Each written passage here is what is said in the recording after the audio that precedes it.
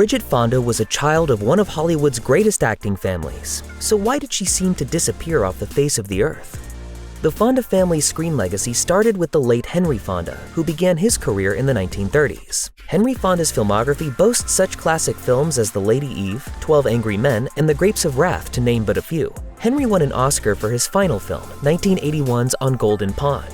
By this point, two of his children, Jane and Peter, had carved out their own successful Hollywood careers. Peter was nominated for a Best Original Screenplay Oscar for 1969's Easy Rider, which quickly became a cult classic. To say that Peter's daughter Bridget had a lot to live up to would be something of an understatement. In fact, her own dad would remind her of this, even likening what she had to overcome to climbing Mount Everest 4 times, one for each of the previous Fonda actors and then again for herself. Fonda admits that she often struggled with the pressure, telling The Guardian, "Everyone expected me to be good automatically."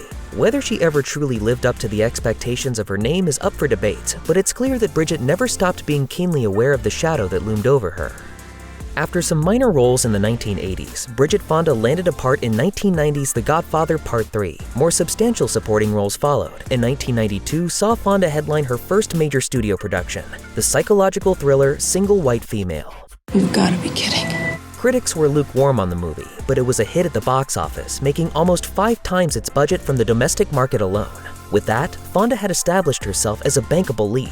The same year also brought Fonda one of her first critically acclaimed film roles by way of Cameron Crowe's Singles. Over the next few years, she featured in a number of major productions that were either critical darlings or box office winners, sometimes both. As the 90s drew to a close, however, her fortunes faded. The 1999 horror comedy Lake Placid failed to recoup its $35 million budget domestically, and critics weren't kind to Fonda's performance in the movie. CNN said, "Lake Placid is not the least bit frightening, and the entire undertaking generates maybe one decent laugh. That is, if you don't count Fonda's chronic inability to act." Things went from bad to worse for Fonda when the live-action / stop-motion animation hybrid Monkey Bone bombed hard at the box office, making just $7.6 million from a $75 million budget. After this, her career never really recovered.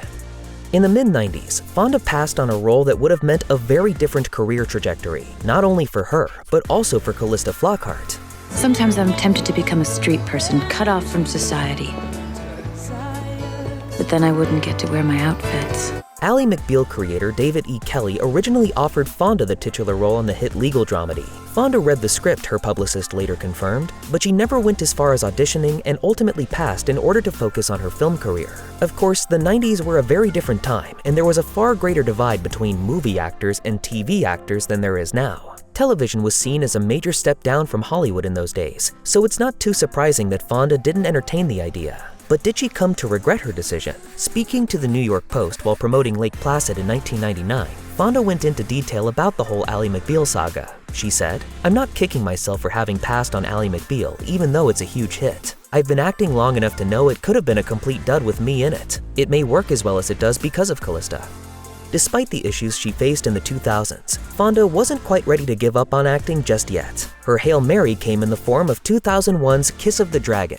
Fonda starred alongside Jet Li in the film, which was written and produced by Luc Besson. Besson had crossed paths with Fonda almost a decade earlier when she starred in 1993's Point of No Return, the American remake of Besson's hit French film La Femme Nikita. Sadly, this reunion didn't exactly pay dividends for the pair.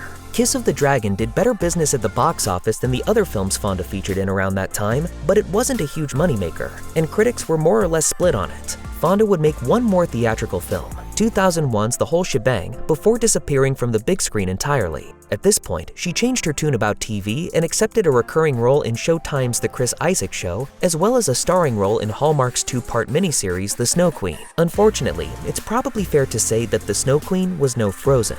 Hands down, this is the best day of my life. 2003 saw Fonda badly injured in a serious car crash. In February of that year, Fonda's publicist confirmed that the actor had been taken to the hospital due to back injuries sustained when her Jaguar went over the side of a Pacific Coast Highway embankment. She was the only person in the car at the time and no other vehicles were involved. It was believed that she lost control due to the road being wet from heavy rain. Fonda suffered a fracture of 2 vertebrae, but otherwise made a full recovery. But she also lost out on what could have been a career-boosting role as a result of the accident. Fonda had been cast in a recurring role on ABC's The Practice, which had been running since 1997 and had picked up a bunch of awards along the way. The role likely appealed to Fonda all the more because The Practice was a David E. Kelley show. Years after turning down Ally McBeal, Fonda was getting another chance to work with the respected writer and producer. Alas, it wasn't to be.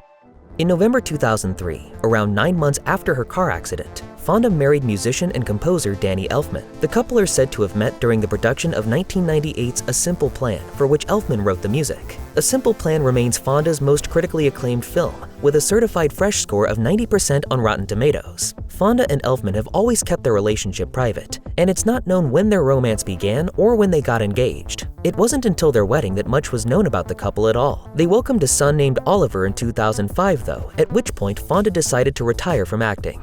While Fonda and Elfman would occasionally make public appearances together, these became increasingly rare as time went on. In 2009, Fonda made her last known official public appearances. In August of that year, she attended the Los Angeles premiere of Quentin Tarantino's World War II epic Inglourious Basterds with her husband. Ooh, that's a bingo!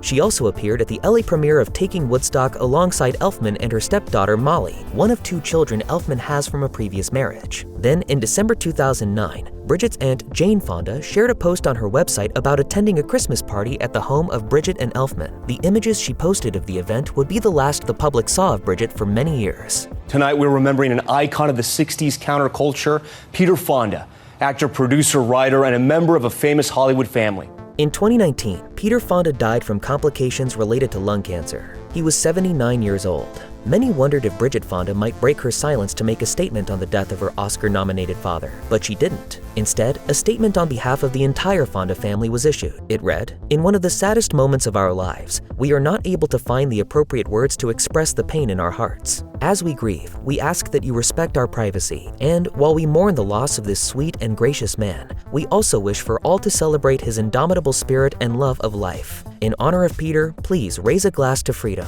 The only relative to release an individual statement was Jane Fonda, Peter's sister. She told Deadline, "I am very sad. He was my sweethearted baby brother. I have had beautiful alone time with him these last days. He went out laughing." Bridget herself didn't say anything publicly about her father's death, and as of yet, she has not done so, instead choosing to mourn and remember him privately.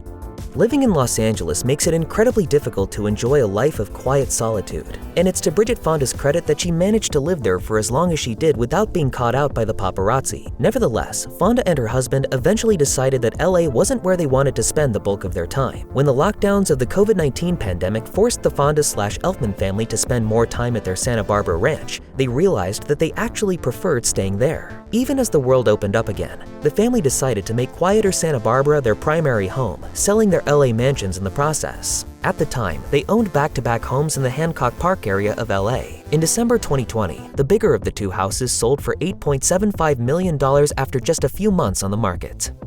Fonda evaded the paparazzi for an impressive 12 years following her appearance at the premiere of Inglourious Basterds in 2009. In that time, she didn't engage in any interviews, never made any public statements, and apparently refused to join social media. Her long run of dodging the press came to an end in 2022, however. That year, and twice more in 2023, she was spotted out and about by the paparazzi. When asked by one photographer whether she'd ever consider returning to Hollywood, Fonda simply said, "I don't think so. It's too nice being a civilian." Perhaps this is no surprise. Looking back at interviews from her Hollywood heyday, it's clear that she was never really comfortable in Tinseltown. In one interview, she wondered, "What is it with my low self-esteem? I'm trying to be happy with my career. I think I should give myself a break, but I've got this bug that rides me. You should be doing better. Every time I work, I'm frustrated with my physical inability to catch up to my mental picture."